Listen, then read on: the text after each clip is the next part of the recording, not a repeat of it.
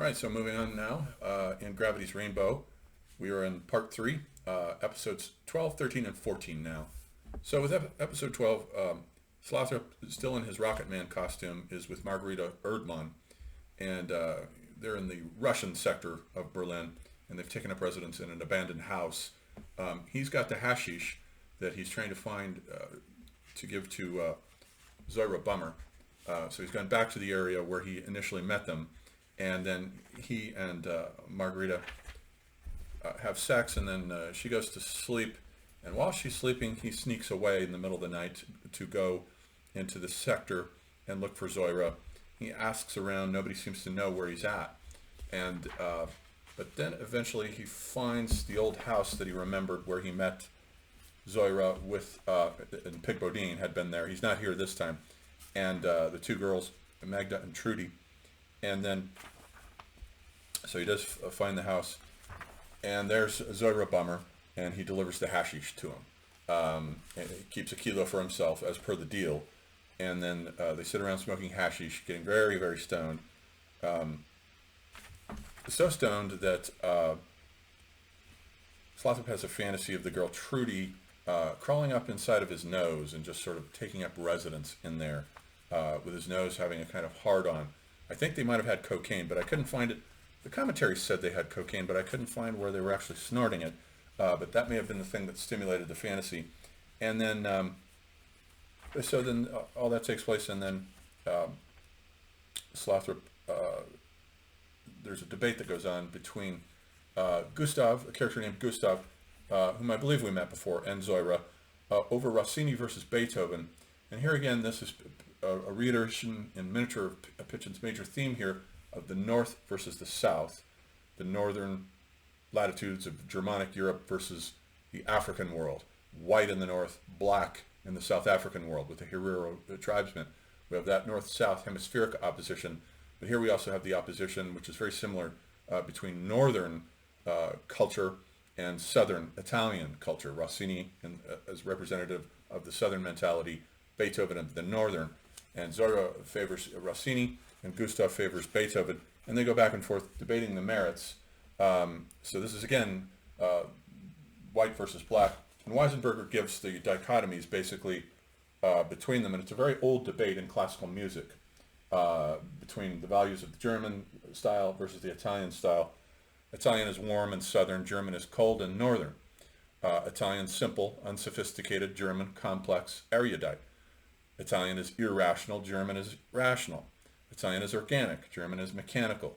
That's a bit of an oversimplification.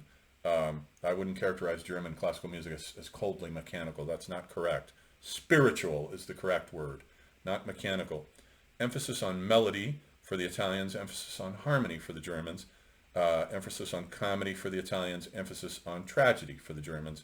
Scarlatti and Rossini versus Bach and Beethoven, and I'll side with Bach and Beethoven any day of the week whatsoever over Vivaldi or Scarlatti or Rossini, whose styles I regard as very shallow.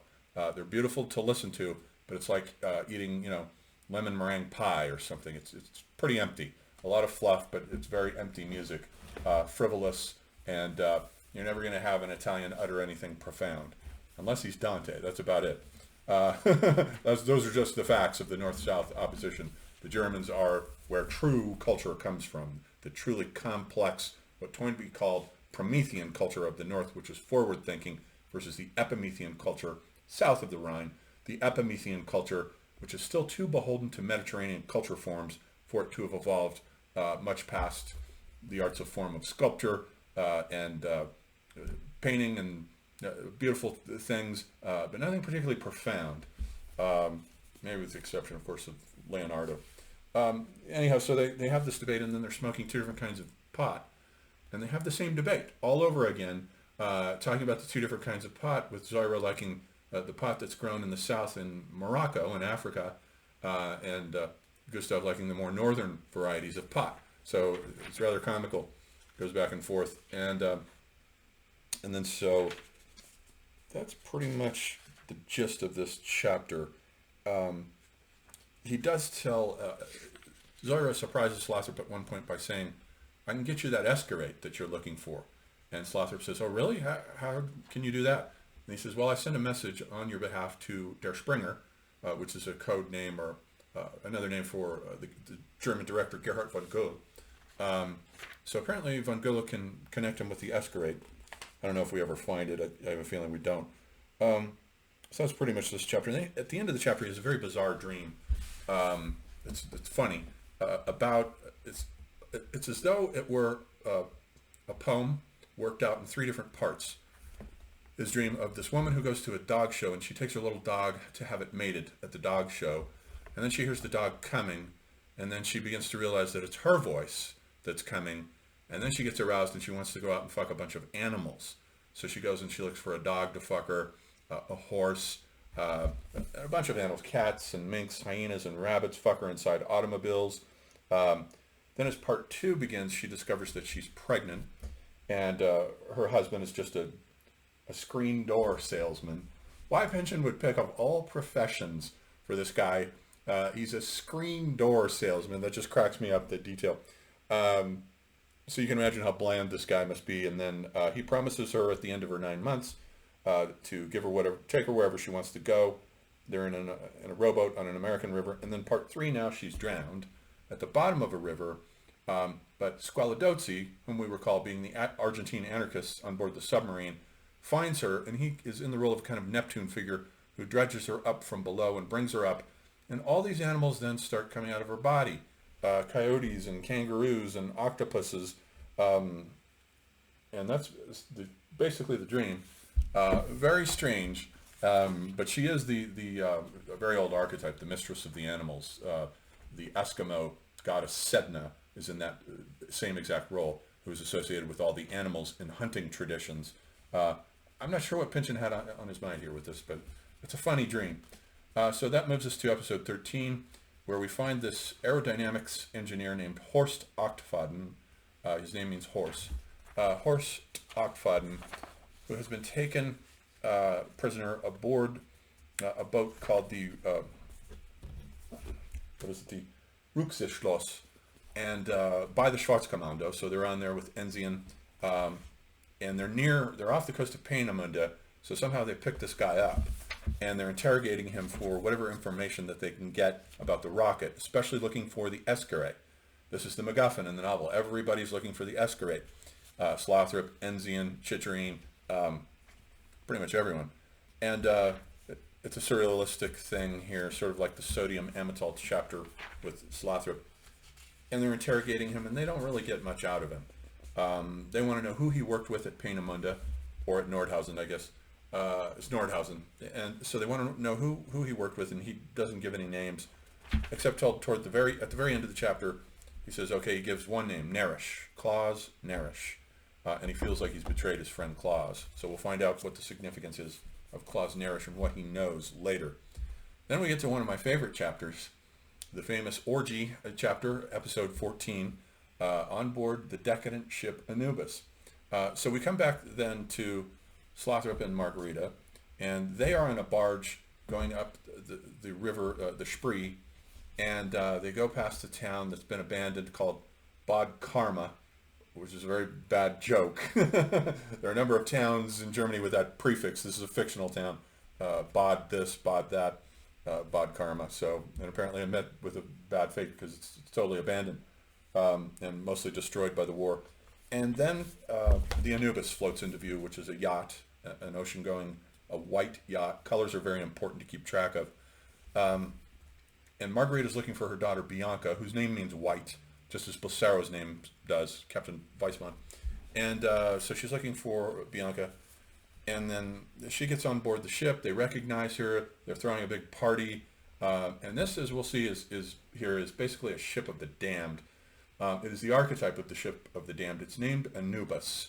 And the ship of the damned is a little bit like those the medieval archetype of the ship of fools that Foucault talks about in the beginning of his book Madness and Civilization, or the long one, which I prefer, the History of Madness, about the ship of fools, which is full of lepers, and they would just get rid of their lepers by throwing them on board a ship and sending the ship on its way to wherever the hell it goes.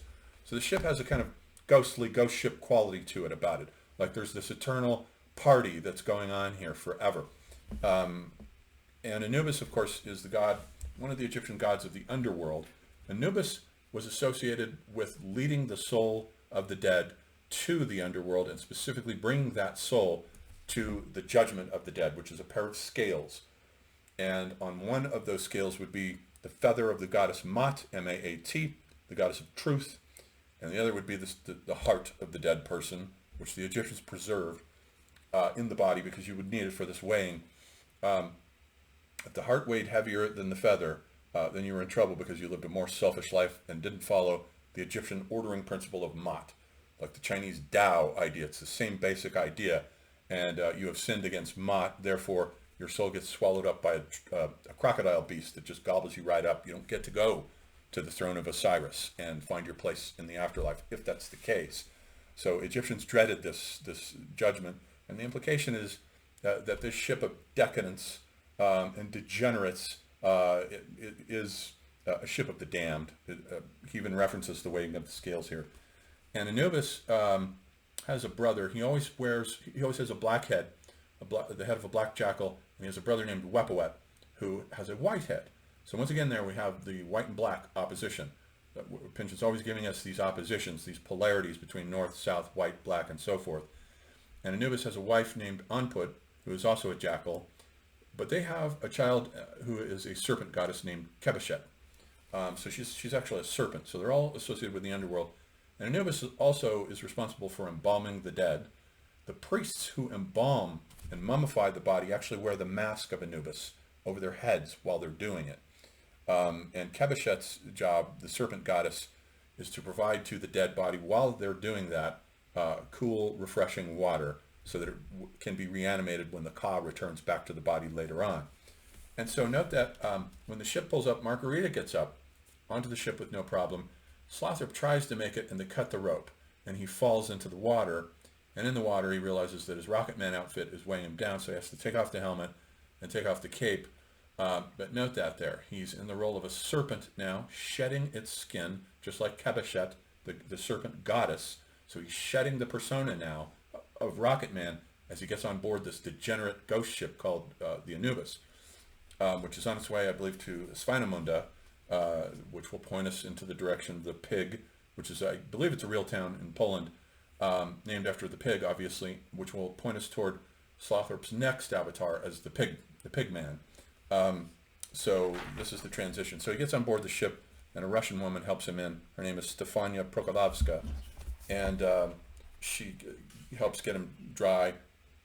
And she mentions, "Oh, you never saw Alpdrucken, the film that Margarita was in?"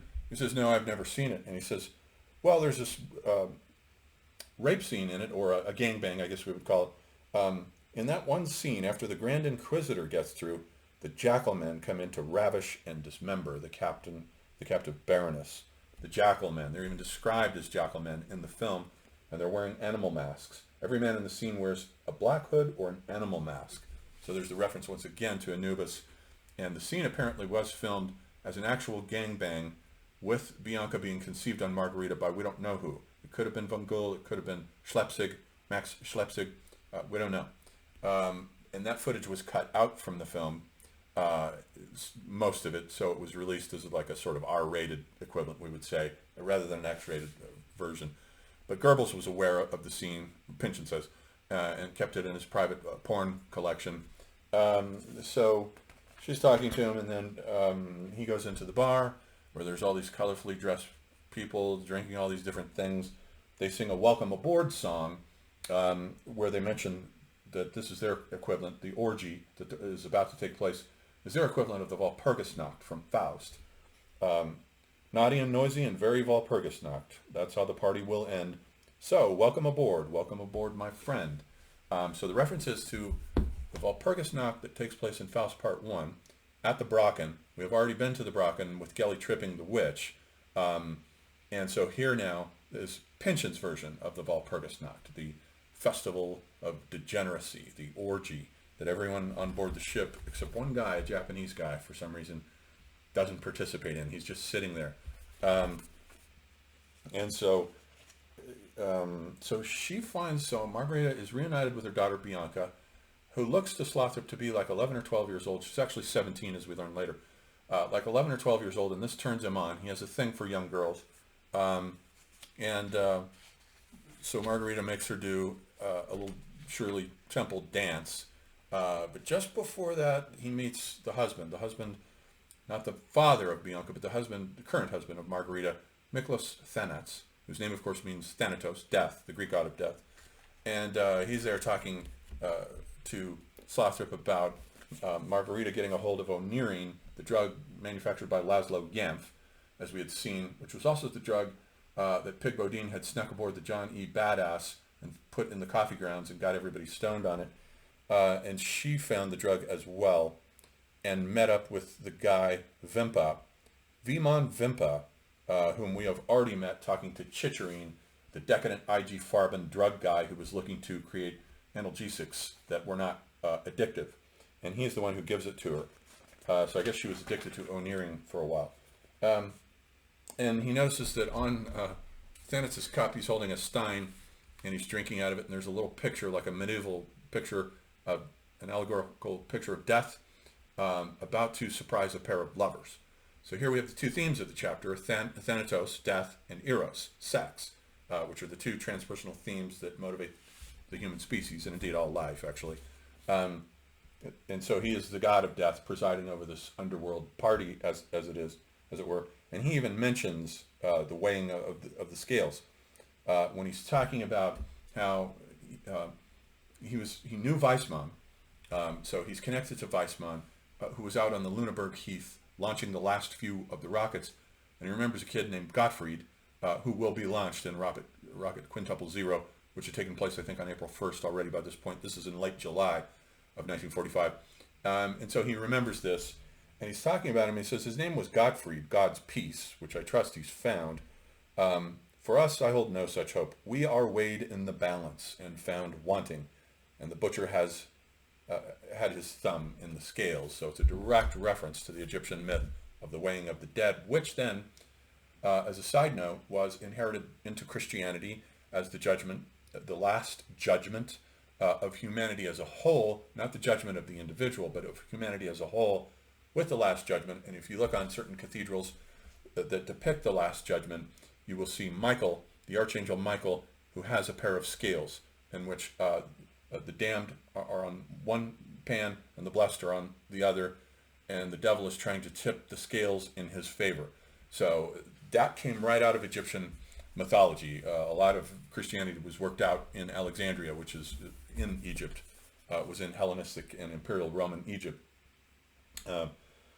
So they're sort of being weighed in the balance, these degenerates. And then, so Margarita goads her daughter Bianca into doing a Shirley Temple number, singing the song On the Good Ship Lollipop, which of course has references to oral sex, and then wants her to do Animal Crackers in My Soup, and she refuses to do it. Slothrop is of course turned on, and this becomes the spur for the orgy that then begins to take place with all the fucking and sucking that's going on. Apparently everyone on board is engaged in all these acts of debauchery, straight out of porn, everyone, and then including Slothrop, and except for this one Japanese guy who's below deck watching, not masturbating or anything, he's just watching. And Pynchon goes, the Japs are inscrutable. Well, they're pretty inscrutable, you know, those Japs, is what he writes. So a fun chapter. I like all the underworld references. The orgy is fun. The whole chapter is a blast. Okay, so we'll leave it there for this video.